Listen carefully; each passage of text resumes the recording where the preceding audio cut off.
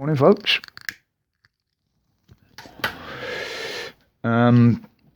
First of all, I'd like to relay a big, heartfelt thank you from Heather for all the wonderful comments you sent her yesterday. Yes, she is an amazing woman, and she backs me totally on here with what I do and in the rest of my life, to be honest.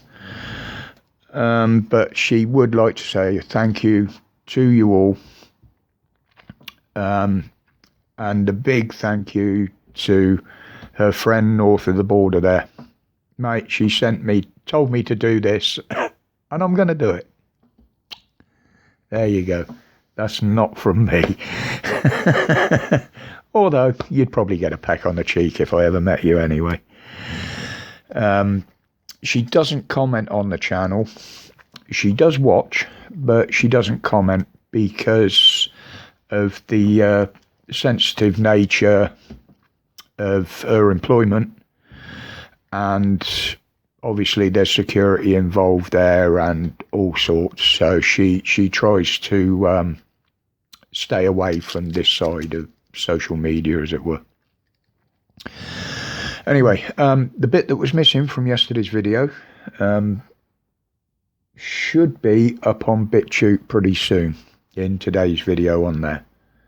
It's uploading as we speak, so, or as I speak, I should say. Right then, let's get on to it. Some of these are more observations than anything, but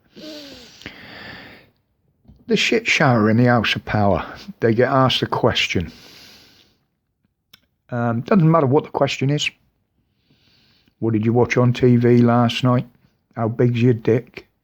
They all come up with the same answer on that particular day. Doesn't matter which side of the parties they are or whatever. You always get, well, our wonderful jab rollout is the best in the world. Don't forget to go and get your booster. This is essential to protect the NHS.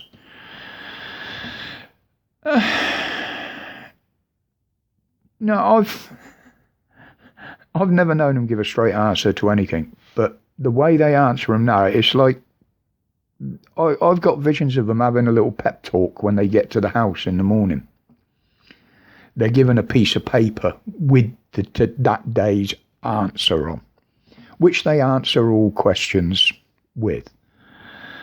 You know, they leave the pep meeting, they go and talk about it in front of a mirror and repeat it in front of a mirror to get their facial expressions right so they can come across as so sincere when they say it. Not realising they're making themselves look a bunch of dicks, but yeah, I just find that strange. So, and the new powers that they say they don't want to use. Well, why extend these powers till next March?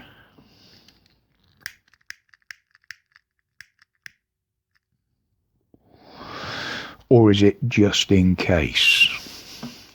Or you feel like it? Or you want to spread a fear of God into people again?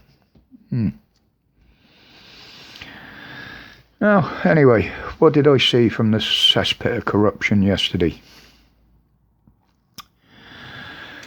Well, they spent a lot of time, would you believe, slagging off each other's Christmas parties. Last year and the ones they're going to have this year.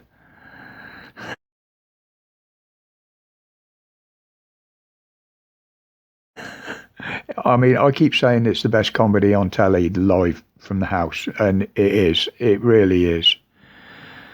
I mean, you've got one lot going on about what happened at last year's party. Then you've got Boris taking the piss out of Labour, saying, well, you ain't even invited your deputy leader to this year's, or you've uninvited her.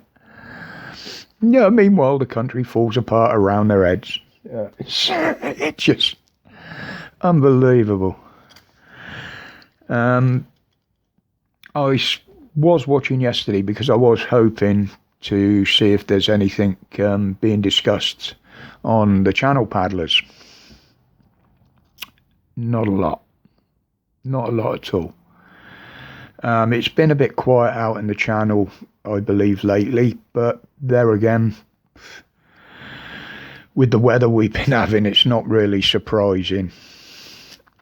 Yeah, they risk their lives, but they can see what it's out there like at the moment, and they deserve everything they get if they try and leave the way the weather is at the moment. I mean, I'm not being cruel by saying that, but you get my meaning. But yeah, there's not a lot being talked about. They're not saying what they're intending to do about it. There's banter going backwards and forwards between them and France. I mean, are we at bloody war with them or what? You know, at least give us a hint. Even if it is bullshit, at least we can go and look and make our own mind up.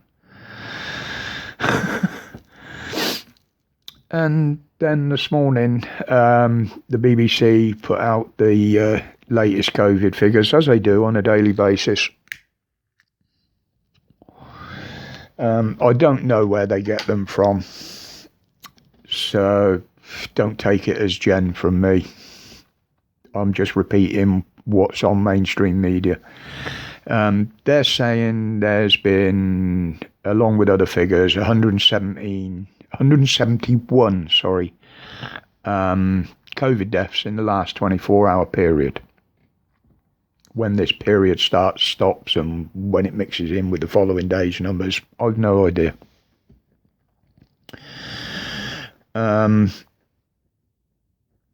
But they're not saying which variant of COVID these people are dying from.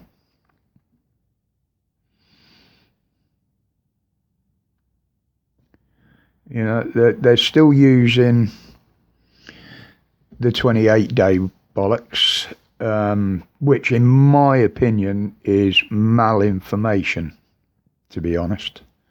If you don't know what that is, it's different to misinformation, and it's a lot different from lying. But if they can record a death as a lurgy death, if the person tested positive within the last 28 days, surely on that premise, any quarantine that they inflict on people should be for the same time period, shouldn't it? Something to think about. When it's in quarantine, it's a shorter holiday than when it's been weird. And I mean, if you die of anything else, you know, cancer, car crash, just because you've tested positive doesn't mean to say you're a COVID death. And they've been doing this right from the beginning. Yeah, they are totally, you know, just using malinformation, misdirection. But I think you're getting my point there. I mean, misinformation, well, not misinformation, but malinformation and misdirection are the two biggest weapons in the propaganda arsenal. Go back and look for it. There's books written on it. There's programs done on it. There's history on it. And they are the two biggest weapons. Now, my opinions mean nothing to a government.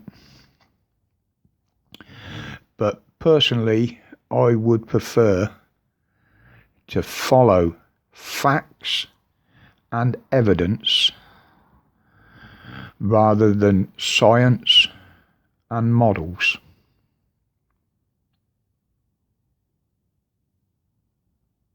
It's quite simple.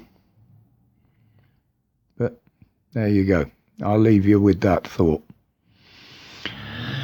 I don't know what's happening again tomorrow. It's Friday, obviously. One or two mates may drop in. I may drop in on them. I don't know. I may even be working yet. I don't know. So I'll play it by ear on that. So until tomorrow or the next one, thank you for watching. Thank you for your support. My respects to each and every one of you. And until then, as always, stay safe, stay strong, stay free from tyranny and oppression. Till the next one.